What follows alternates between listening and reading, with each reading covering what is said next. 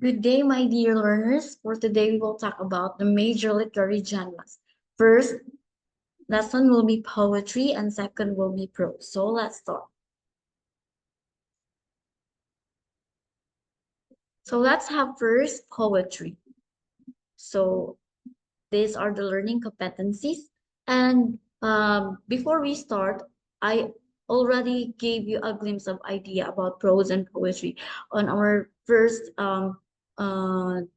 day in class, right? Now we will go deeper on it, okay? So here are the learning objectives as well. So I want you to read this one and then write your thoughts about the difference between these two statements in your blue notebook, okay? I will check that on our meeting in class, okay?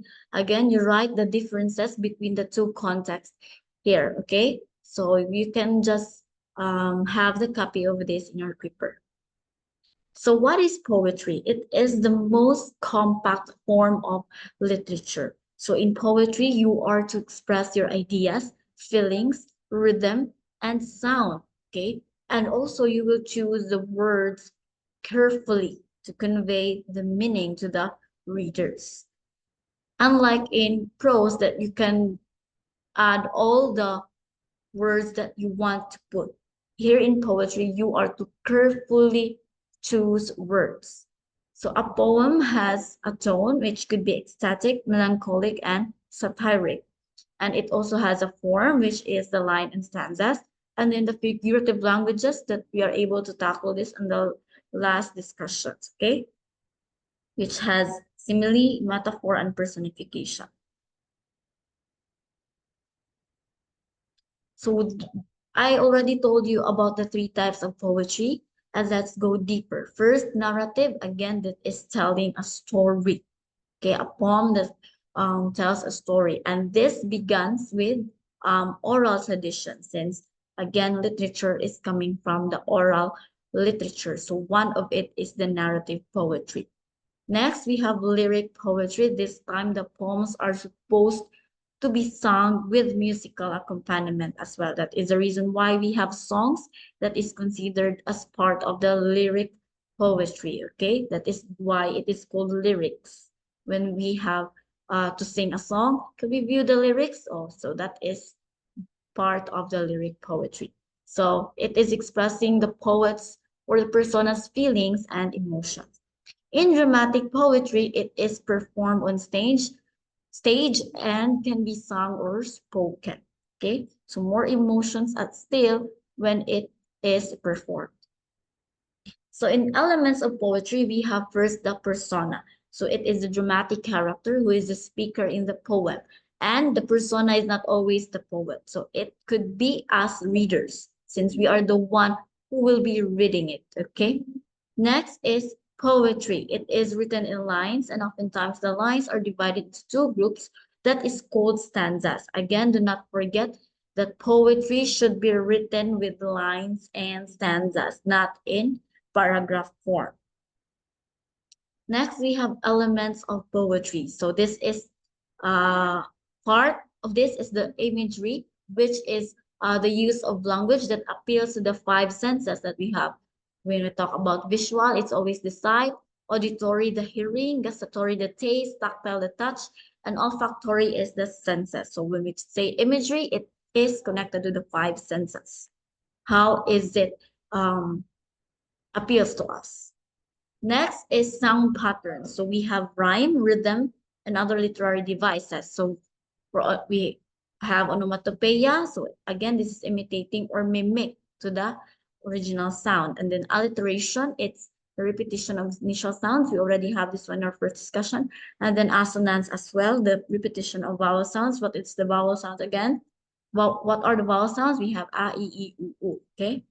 Next is rhyme. It is the repetition of similar or identical sounds at the end of the poetic line. So again, similar or identical, for example, cat, bat, cat, hat, okay? And it is also called rhyme scheme. Okay, so the pattern of the rhyme plays at the end of each line or stanza. So for example, when you do your poem, you have there, I gaze upon him seemingly, and um, he watched me beautifully. So Lee and seemingly. So that is a rhyme scheme. Then rhythm. We also have rhythm. Under it is put equivalent to two or more stressed and unstressed syllables. And then meter, the measurement of syllables in a line. So can you take note of this type of food? We have iambic, trochaic, anapestic, dactylic, and spondaic. So iambic, the first stressed syllable is at the end, and then trochaic is at the first, and then anapestic is it has two unstressed and then one stressed. Dactylic is one stress in the beginning and followed by the two unstressed. And then spondaic, everything is equal. So heart and break, okay, equal syllables. Now let's also have the meter. So types of meter, we have monometer 1, dimeter 2, trimeter 3, tetrameter 4, penta 5, hexa 6, hepta 7, octa 8. Okay. Next, we have figurative languages. Okay, the words and phrases that are put together to help readers picture ordinary things in new ways. So we already done with this one. And also theme. Theme is not just present in prose, but also in poetry. It is the central idea of a poem as well. Okay, and also stated as the philosophical truth in life. Okay, now let's have the prose. For prose, we have to define the poetry and distinguish it from other major literary genres. So we are going to identify also the elements of this. Okay, first we have is, let's define prose, any writing that does not have a metrical structure and rhythmical pattern like poetry. Okay, again, the poetry has metrical and rhythmical. This time prose doesn't have. And it is composed of sentences and paragraphs, not lines and stanzas. And it has two types. We have fiction and non-fiction. Okay, so when we say fiction, it is the work of the author's imagination, wild imagination, while non-fiction, it is based on real events.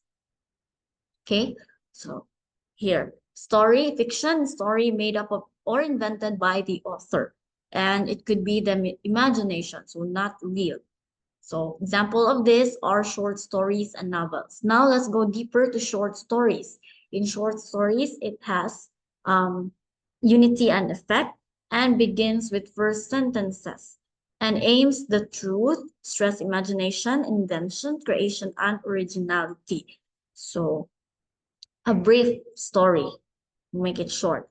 While novels, on the other hand, this time, this has more words or complex and longer than the short stories. Okay, so 40,000 words, it's called novels, but if it has 17,000 to 39,000, it is called novella, and novelette if it is 7,000 to 17,000 words.